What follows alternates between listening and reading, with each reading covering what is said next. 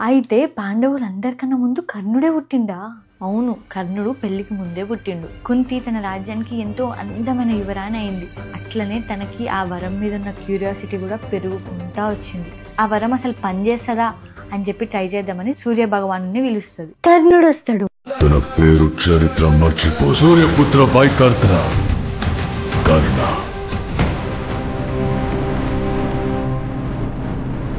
కర్ణుడు the most powerful కవచ కుండలాలు తన బాడీకి అటాచ్ అయ్యి పుడతాడు. అసలు అవి ఎందుకు?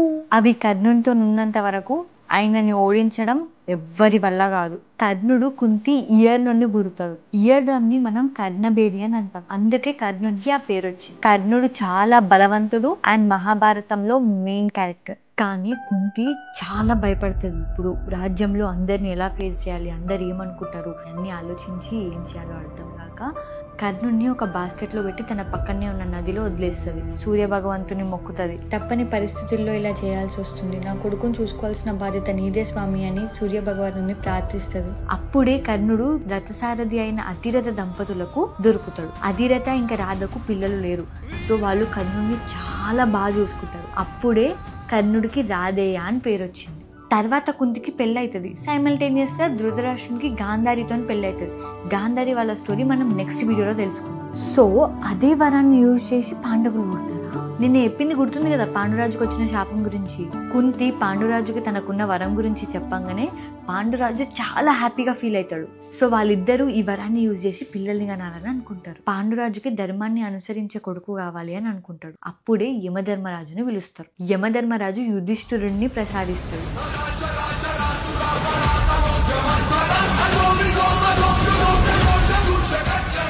యుధిష్ఠిరుడు చాలా స్ట్రాంగ్ అండ్ ఎప్పుడు ధర్మమే చేస్తాడు, ధర్మం వైపే ఉంటాడు. ఆఖరికి యుద్ధ భూమిలో కూడా ధర్మమే పాటిస్తాడు. అప్పటికే గాంధారి ప్రెగ్నెంట్ అయ్యి 12 months అవుతుంది. తర్వాత పాండురాజుకి ఒక పవర్ఫుల్ కొడుకు కావాలి అని అనుకుంటాడు. అప్పుడే కుంతి వాయుదేవునికి ప్రార్థిస్తుంది. వాయుదేవుడు వచ్చి భీముడిని ప్రసాదిస్తాడు.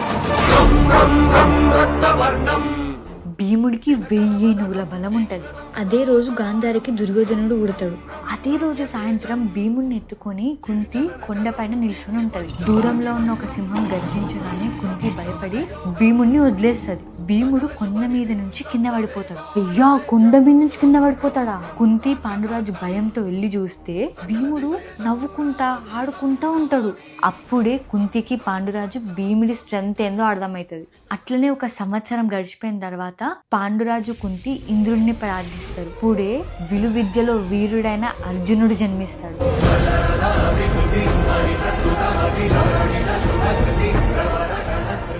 అర్జునుడు చాలా స్ట్రాంగ్ అండ్ విలువిద్యలో ది గ్రేటెస్ట్. అప్పుడే ఇంద్రుడు అర్జునుడి గురించి ఇలా చెప్తాడు. అర్జునుడు పాండవులకు ఒక బలం అవుతాడు. కురువంశానికి అర్జునుడి వల్ల ఎంతో మేలు జరుగుతుంది అని చెప్పేసి చెప్తాడు. ఇంకో కొడుకు కోసం పాండురాజు కుంతిని అడిగే లోపలనే కుంతి ఇట్లా అంటది, నేను ఇంకా పిల్లల్ని కనను, ఇప్పటికీ 3 దేవతలతోని పిల్లల్ని ప్రసాదించుకున్నా, నేను ఇంకా ఇలా చేయాలనుకోవట్లేదు అని చెప్పేసి చెప్తాడు. అప్పటికే గాంధారికి 100 మంది కొడుకులు పుడతారు. ఇదంతా చూస్తున్న మాదిరి చాలా బాధపడుతుంది, నాకు పిల్లలు లేరు అని. పాండురాజుని వెళ్ళి అడుగుతుంది, నాకు కూడా ఇట్లా కుంతిలాగా పిల్లల్ని కనాలని ఉంది అని. అప్పుడు కుంతి మంత్రం సహాయంతో మాదిరి మెడిసిన్ కి దేవుళ్ళైన అశ్వనులను పిలుస్తుంది. అశ్వనులు నకుల సహదేవులను ప్రసాదిస్తారు.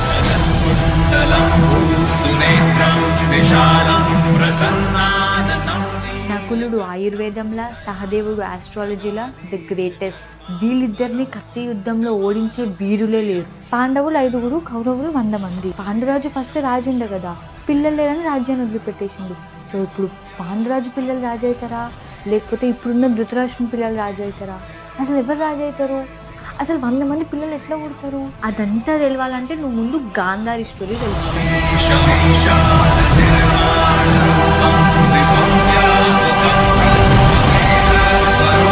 పాండవులు ఓకే, మరి కౌరవులు ఎట్లా పుట్టారు? సైమల్టేనియస్ గా హస్తినాపురంలో ధృతరాష్ట్రునికి గాంధారితోని పెళ్ళైంది. గాంధారి గాంధార రాజ్యానికి యువరాణి. వ్యాసుడు గాంధారికి ఒక వరం ఇస్తాడు. అదేంటంటే గాంధారికి 100 మంది పిల్లలు పుడతారు అని. కొన్ని సంవత్సరాల తర్వాత భీష్ముడు ధృతరాష్ట్రుని కోసం గాంధార రాజ్యానికి గాంధారిని అడగడానికి వస్తాడు. ధృతరాష్ట్రునికి కళ్ళు లేవు, కానీ భీష్ముడు గాంధారికి ఉన్న వరం కోసం ధృతరాష్ట్రునికి ఇచ్చి పెళ్లి చేస్తే హస్తినాపురానికి రాజు వస్తాడని, వంశం ముందుకు వెళ్తుందని గాంధార రాజ్యం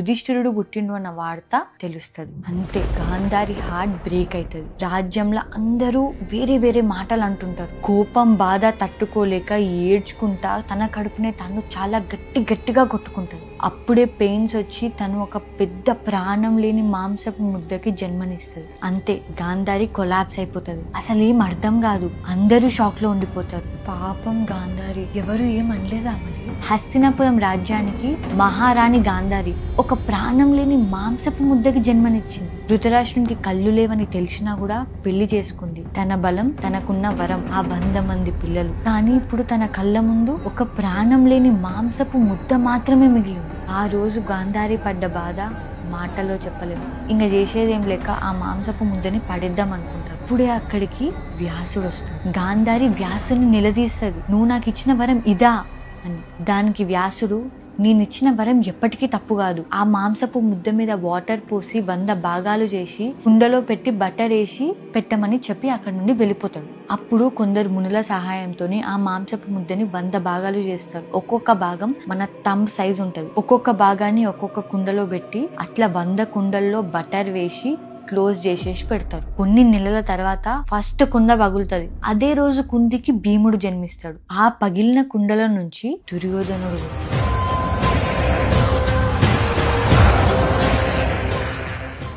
దుర్యోధనుడు ఏడుపు మొదలు పెట్టగానే అన్ని జంతువులు, డాంకీస్, వల్చర్స్, ఇంకా చాలా జంతువులు భయంకరంగా ఏడవడం స్టార్ట్ చేస్తాయి. అప్పుడే ధృతరాష్ట్రుడు భీష్ముడిని, విదురుణ్ణి ఇట్లా అడుగుతాడు, ఇప్పుడు నాకు కూడా కొడుకు పుట్టిండు అంటే ఇప్పుడు హస్తినాపురానికి రాజు నా కొడుకు అవుతాడా లేదా రాజ్యాన్ని వదిలి వెళ్ళిపోయిన పాండు కొడుకు అవుతాడా? అప్పుడు విదురుడు, దుర్యోధనుడు పుట్టగానే ప్రకృతియే భయపడ్డది. ఈ ఏడుపులన్నీ మనకి, ఈ రాజ్యానికి అస్సలు మంచి శకునాలు కావు. నీకు ఇంకా 99 కొడుకులు పుడతారు కదా, ఈ కొడుకుని అబార్ట్ చేసుకోమని చెప్తాడు. దానికి భీష్ముడు ఇంకా వేరే మునులు కూడా అంగీకరిస్తారు. కానీ తల్లిదండ్రులైన ధృతరాష్ట్రుడు, గాంధారి దానికి ఒప్పుకోరు. తర్వాత ధృతరాష్ట్రునికి దాసి అయిన సుగతతోని యుయుత్సుడు జన్మిస్తాడు. ఇంకొన్ని రోజుల తర్వాత ఒక కూతురు దుశ్శల, 99 మంది కొడుకులు కుండల్లో నుండి బయటకు వస్తారు. దుర్యోధను గురించి తలుచుకుంటేనే భయం అవుతుంది. ప్రకృతి భయపడ్డం ఏంది? అయినా కూడా లెక్క ప్రకారం ఫస్ట్ పుట్టింది యుధిష్ఠిరుడు కాబట్టి అయినా కదా రాజు కావాలి. ఇక్కడనే స్టార్ట్ అవుతుంది అస్సలు పంచాయతీ. కురువంశంలో తన కొడుకే రాజు కావాలని ధృతరాష్ట్రుడు, ధర్మం ప్రకారం చూస్తే అర్హత ఉంది పాండురాజు పిల్లలు. ఈ 2 ఫ్యామిలీస్ మధ్యలో అయ్యే యుద్ధమే మహాభారతం. అయితే ఇప్పుడు స్టార్ట్ అవుతుందా అసలైన స్టోరీ.